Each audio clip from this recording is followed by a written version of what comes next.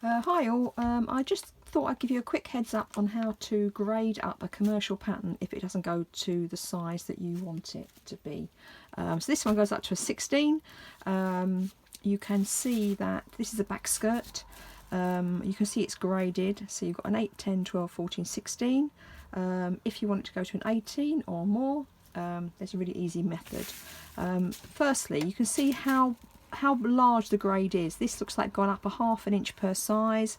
They've gone only down a quarter of an inch for an 8, which is normal practice. So you can measure to see, so it's ½ an inch.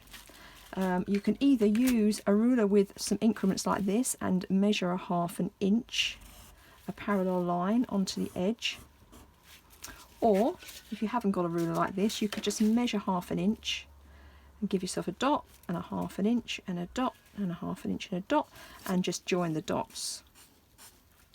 Okay, the main thing is to try and keep it parallel, because you can see that the original grade is parallel.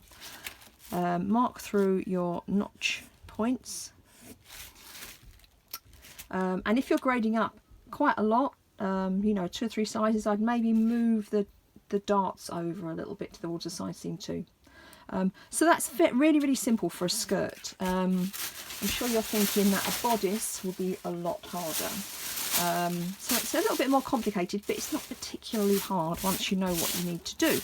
So you can see here on this bodice, it's got a ½ an inch grade at the side, going down a quarter for an 8. But then look, it all goes off into various grades. You can see they're all parallel or all sort of verging on the same curve. They're all pretty even. So very simple. At the shoulder points, you take a point from the smallest shoulder point, this is an 8, up to the 16, and you draw a line through that. Okay, and the same at the neck point. So I'm going from the 8 up to the 16, and I'm going to draw a line through.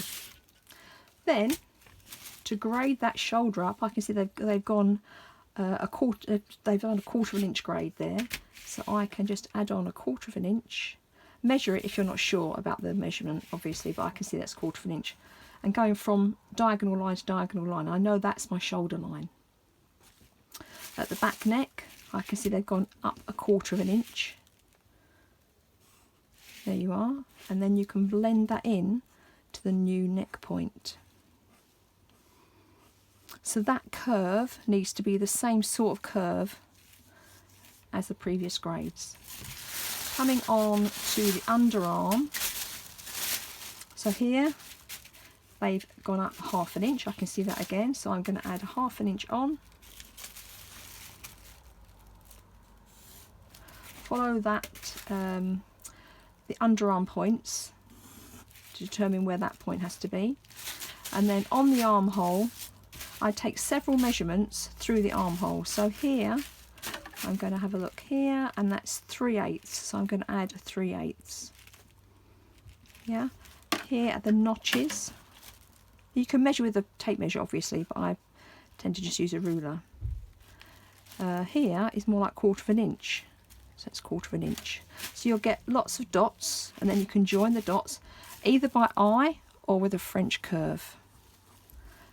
So that curve should follow this similar line, so it should look, you can see it's getting smaller here, larger here, it should look in keeping with the original grade. Don't forget to mark through your balance points. You'll need those when you're setting your sleeve in. Speaking of sleeves, so when you come to do a sleeve grade, exactly the same thing. Go from the smallest corner to the largest corner and draw yourself a diagonal line, and then measure that distance and come out the same here. Okay, measure that distance, come up the same, measure this distance, come out the same. Okay, so then you're going to get a lovely curve with the same increment as you had before, and that should fit your new armhole. Okay, good luck with that, and speak to you later.